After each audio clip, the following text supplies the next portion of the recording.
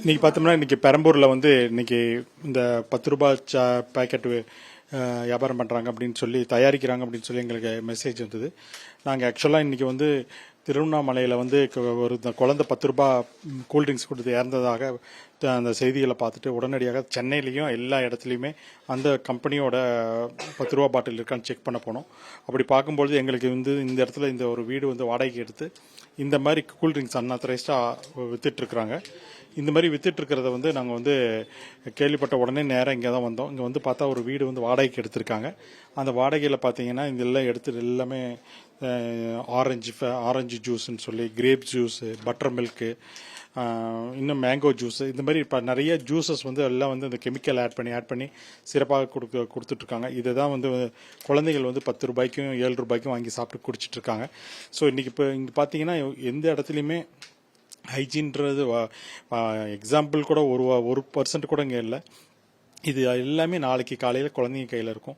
கண்டிப்பாக இந்த நடவடிக்கைனால பார்த்தோம்னா இந்த இடத்த வந்து நாங்கள் சீல் பண்ணிடுவோம். ஸோ இங்கே கிடைச்ச பொருள் எல்லாமே எடுத்துகிட்டு போய் டெஸ்ட்ராய் பண்ணிடுவோம். இவங்க மேலே வந்து கிரிமினல் ஆக்ஷன் எடுக்கிறதுக்கு நாங்கள் ரெடி பண்ணிட்டு இருக்கிறோம்.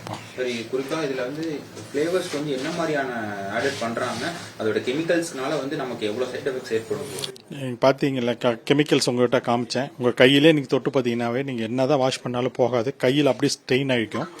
அதனால் இப்போ நீங்கள் பார்த்தீங்கன்னா ஃபஸ்ட்டு அந்த கெமிக்கல்னால வாய்ப்புண்ணு வரலாம், வாய்ப்புண்ணு வரும்.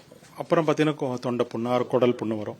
ஸோ அந்த கெமிக்கல் போய் அப்படியே உடம்புல ஒட்டிக்கும். அந்த குழந்தை வந்து தொடர்ச்சியாகவே அந்த இதை குடிச்சிக்கிட்டே இருக்கிறாங்க அப்படின்னு சொன்னோம்னா பார்த்தோம்னா 1 மாதம் 2 மாதம் 3 மாதம் இதுக்குள்ளே இந்த கேன்சர் வர ஆரம்பிச்சிடும். வயிற்றுக்குள்ளேயே இந்த கலருங்க இருந்துக்கிட்டே இருக்கும். கிட்னியிலலாம் போய் வெளியேற்ற முடியாது. கிட்னிக்கு தெரியாது இந்த கலரை வந்து நம்ம வெளியேற்றணும்னு. ஸோ அந்த டை வந்து உள்ளுக்காரையே இருக்கும். இந்த டை இந்த கலரு, அந்த கலர் வந்து பின்னாடி கேன்சராக எல்லாத்தையும் பாதிக்கும். ஸோ இந்தமாரி அது ஒரு பக்கம், அது வந்து லேட் ஸ்டேஜில் தான். இமீடியட்டாக பார்த்தோம்னா சில பேருக்கு இந்த மாதிரி அன்ஹைஜீனிக்காக பண்ணியிருக்காங்க அப்படின்னு சொன்னோம்னா உடனடியாக வாந்தி, பேதி, வயிற்றாழை அப்படி போகும். ஸோ அந்த வயிற்றாலையோ வாந்தியோ அவங்க டாக்டர்ஸ்கிட்ட போய் பார்க்காம விட்டுட்டாங்க அப்படின்னு சொன்னோம்னா கண்டிப்பாக உயிரிழப்பு ஏற்பட்டிருக்கும். ஆக்சுவலி வந்து இதுல வந்து அந்த எக்ஸ்பிரி டேட் அந்த மாதிரிலாம் வந்து எதுவுமே மென்ஷன் பண்ணல சார். இதனால இப்போ ஜென்ரல் பப்ளிக் ஒரு குழந்தைகள் வந்து எப்படி தெரிஞ்சுக்கணும் சார்? இப்போ இந்த மாதிரி ப்ராடக்ட் வந்து இதுல இவ்வளவு பிரச்சனைகள் இருக்கு அப்படின்றத வந்து ஒரு பப்ளிக் எப்படி தெரிஞ்சுக்கணும் சார்? கண்டிப்பாங்க. ஒரு குழந்தைக்கு வந்து நம்ம அம்மா அப்பா வந்து சொல்லி கொடுக்கணுங்க. ஒரு ப்ராடக்ட் ஆகட்டும், எந்த ஸ்வீட் ஆகட்டும், கூல்ட்ரிங்க்ஸ் ஆகட்டும், வாட்டர் பாட்டில் ஆகட்டும், எந்த பொருள் எடுத்தாலும் சாப்பிட்ற பொருள் வந்து முதல்ல அந்த குழந்தைங்களுக்கு கற்றுக் கொடுக்கணும்.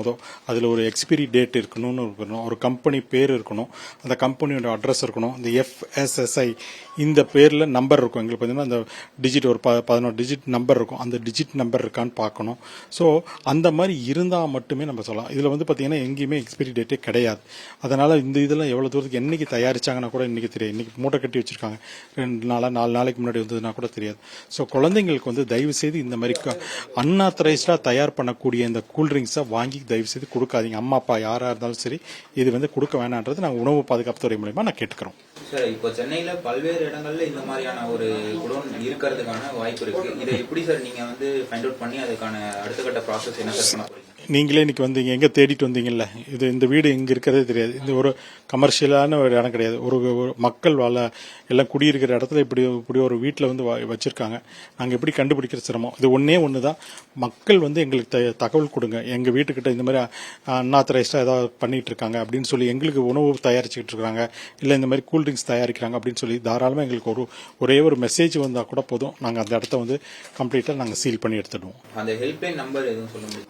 அந்த எங்களுக்கு உணவு பாதுகாப்பு துறைக்குன்னு வாட்ஸ்அப் நம்பர் இருக்கு, 9444042322.